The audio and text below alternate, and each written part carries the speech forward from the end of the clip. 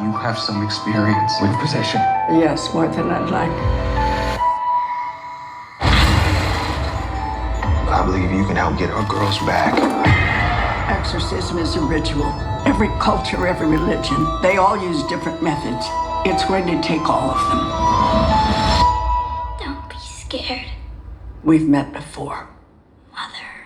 What up, y'all?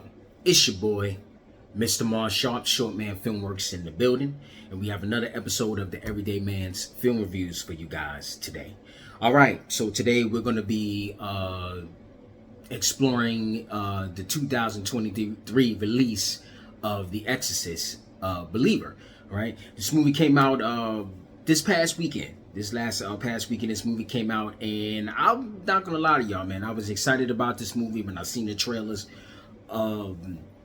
I really was like, okay, yeah, I think this is gonna be a good. I don't want to say a update. Well, I don't want to say an update, but a new version of this movie. It's gonna be a pretty good version of this movie because the trailers.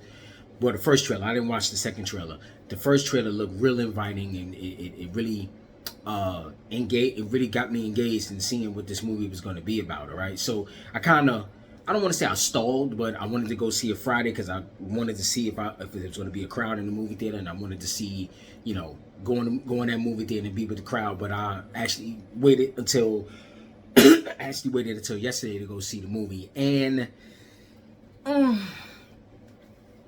don't want to say this is going to be a bad review on this movie, but I wasn't too pleased.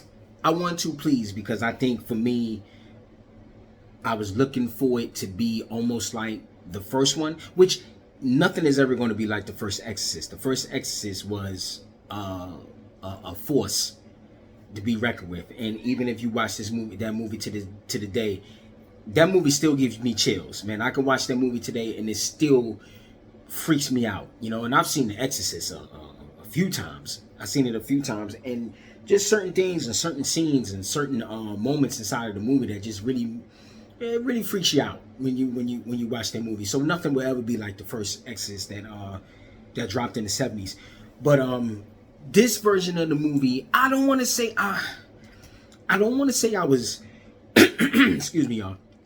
I don't want to say I was disappointed in the movie, but it wasn't what I expected, And based on the movie, you can kind of see that the director was trying to do some of the same elements that was done in the first film, because there's moments of quick flashes and you see certain things that go on. It reminds you of the first movie, the way the camera is kind of set.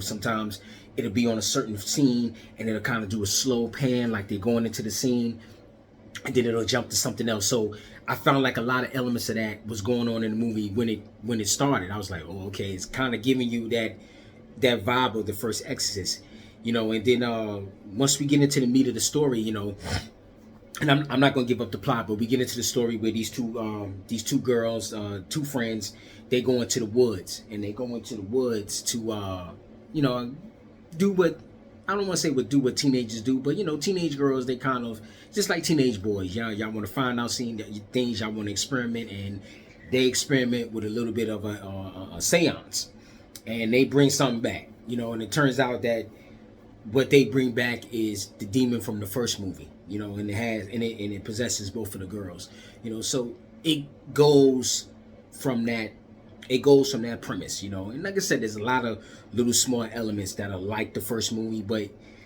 it doesn't hit like the first movie. And I get it, I know you kind of want to give a little bit of that nostalgic you want to give a little bit of that nostalgic feel to kind of hook your audience and bring them in, and it had me hooked. It had me hooked in the beginning, but then as it started going on, I don't want to say I was getting bored, because I was getting into, I did get into the movie. I got into the movie. I got into the story aspect of it. I got into the actual exorcism. But it still seemed like there still was something missing. I walked out the theater. When I walked out the theater, it was like, okay. another another movie for Halloween. You know, basically. So, with that being said, yeah, I'm really trying to I'm really trying to figure out, you know, what I don't want to say what I liked about the movie because I want to say I liked it, but I didn't like it. You know, like I said, it was just something that was missing from the film that I really can't put my finger on it. You know what I mean? And I think honestly, for real, I think what's missing from it. I don't even want to say what's missing from it. I think is at the point now where a lot of these movies are starting to be the same thing, just rehashed and retold again. And it's kind of I'm kind of like, you know, is Hollywood running out of ideas? Are they running out of ideas to make films about? You know, because I don't remember films being like this. I don't remember films being dry like this, man. There was a time when you would go see a movie and you can get what you wanted out of the film. You know, there was differences in a lot of these films, even though a lot of times the stories are being told over and over again, but they told in different perspectives. But it's just like now movies are being made and it's like you see them and it's like, I've seen this already. I've seen this 4, 5, 6, 7, 8, 9 times already. And it's like, how many times can you keep telling the same thing over and over again? You try to tell it differently. You try to tell it in a different perspective, but at the same time, it's just kind of like, I've seen this already. Maybe, and to me, maybe it's just my age. Maybe I'm just at that point where I'm like, I feel like I've not seen everything, but I just feel like there's no originality a lot of times in the movies no more. And I feel like with this one, wasn't a lot of originality in it. You know, it was, like I said, it was the same movie rehashed. A couple scenes made me jump. I think maybe like 2 scenes made me jump. You know what I mean? But other than that, it wasn't like, oh my God, I want to go out here and tell everybody to run out and go see this movie. So what I would say, if you're gonna go see this movie, just wait till it starts streaming. It'll probably start streaming in maybe about another month, because movies are just starting to stream like in a heartbeat now. So I will wait till it starts streaming, and then once it starts streaming, then you go along with that. Now, like I said, it's a lack of originality, and it's not to say that even with the lack of originality, and even when something's being done again, it doesn't mean it's not gonna entertain me. You know, I seen Evil Dead Rise when it came out, and that entertained me. I enjoyed that. I enjoyed that movie. You know, a lot of the nods and a lot of the things that happened in the movie were nods to the original Evil Dead, and I enjoyed that movie, man. I walked out the theater satisfied. And then when it came on HBO Max, I watched it again and I was satisfied, you know, and picked up on a lot of other stuff that I didn't see the first time I saw the movie. So that satisfied me. But, you know, it was just something missing. I don't know what it was, but it was just something missing in this film. All right. We get to the scale. I'm going to give Exorcist Believer, I give it 2 thumbs up. You know, I give it 2 thumbs up. Nod to the director for doing what they did, you know. And like I said, it's not a bad movie. It's not a bad movie. It's not to the point where it's like, oh my God, just don't see it. I would say see it if you into, you know, the Exorcist theme type movies with the exorcisms and, you know, the supernatural and things like that. If you into that, go see the movie, and then you can make your own comparison to whether you liked it or not, you know, because, you know, how I feel about it might not be how you feel about it. So I wouldn't say not to go see it. Go see it. I mean, go see it. It's interesting to watch. I'll put it like this. I ain't gonna say it's interesting to watch. It's a good watch. It's a good watch. You really ain't got nothing else to watch that night. You're like, all right, let me check this out. And you go check it out. You're like, okay, you know. So, yeah, I give it 2 thumbs up. Shouts out to the actors. The actors did their thing. You know, as the actors did their thing. The relationship between the father and daughter, I like that dynamic, you know, based on his story of his wife. Shit, I don't want to give it away.